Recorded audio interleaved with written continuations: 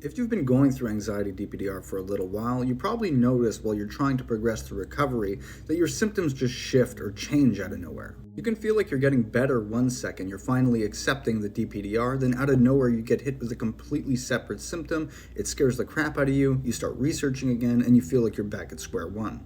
But the thing is, there's a very simple explanation as to why your symptoms change as you go through anxiety and DPDR recovery. Before I dive into why exactly this happens, it's important to note that I'm discussing anxiety-driven DPDR specifically. So in this context, the chronic DPDR is actually just a symptom of anxiety, so in this video I'll be referring to anxiety as a whole. So one of the main reasons your symptoms change over time while going through recovery is because anxiety in and of itself is designed to protect you. So as it sees you start to accept the symptoms, engage with life again, and start to not fear them as much, it'll throw other symptoms at you to test you, essentially. Its whole purpose is to keep you alive after all, so by throwing these other symptoms at you, it'll keep you on alert and keep you stuck in the anxiety cycle. Not because it hates you or because it's bad, it does this so that you can stay on alert and stay safe ultimately. Anxiety and DPDR essentially want to keep you stuck in that state, and it's not because it hates you or it's inherently bad. They're doing that because it interpreted your fear of them and your fear of the symptoms as danger, and that there might be more danger afoot. So by throwing more symptoms and different symptoms at you, it can ensure that you'll be on alert and paying attention and making 100% sure that there isn't actually danger around. And every time that you don't respond to symptoms, including the new ones, you're basically saying, there is no danger, I don't need these symptoms anymore.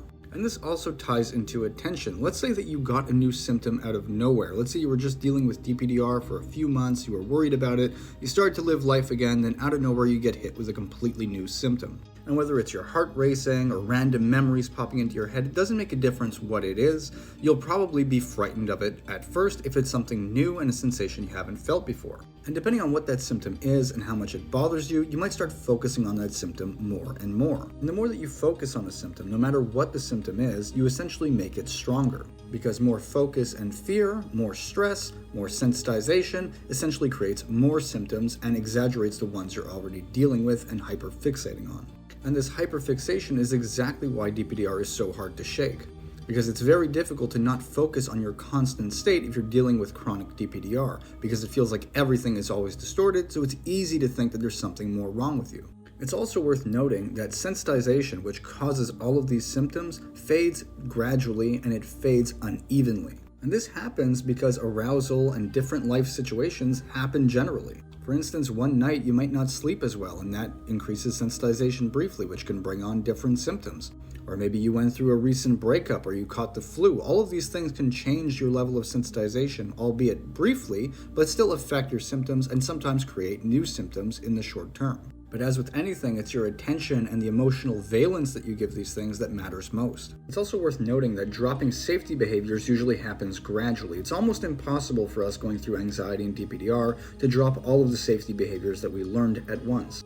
And while you might drop one safety behavior, whether it be bringing a water bottle with you or checking your phone to distract yourself from anxiety or the depersonalization or whatever it may be, while you stop engaging with those safety behaviors, anxiety can flare in a different area to keep you stuck, just like I mentioned earlier. And it's also important to note that overall, your body, your mind, your nervous system is recalibrating, and all of these things happen at different rates. This includes your hormones, your breathing patterns, muscle tension, all kinds of different things that happen in your body. And because of this variation in how your system basically recalibrates, you may or may not get different symptoms at different times. They can even disappear for a little while and come flooding back out of nowhere, and you'll think you're back at square one. But once you understand the principles of anxiety, DPDR, and recovery in general, once you understand the principles of sensitization, when the symptoms come on, even if they all came back at once, you're not going to be as scared of them. You'll understand that they're uncomfortable, you'll understand that it's annoying, but you'll also understand that you're healing and this is part of recovery.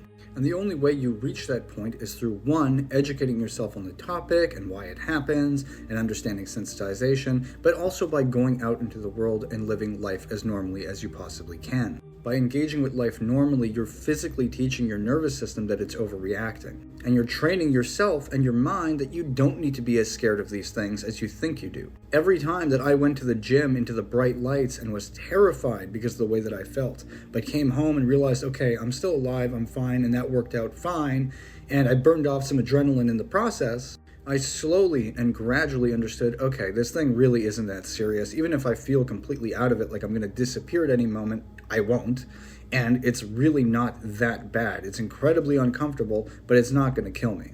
And that's essentially most of the reasons as to why your symptoms constantly change while going through anxiety and DPDR recovery. If you got this far into the video and you're still in the thick of it in anxiety and DPDR, I have my completely free DPDR Calm Kit. You can access it by simply clicking the link in my profile. It includes 12 mindset shifts that really help me through my anxiety and DPDR recovery, as well as some extra information on anxiety and DPDR in general.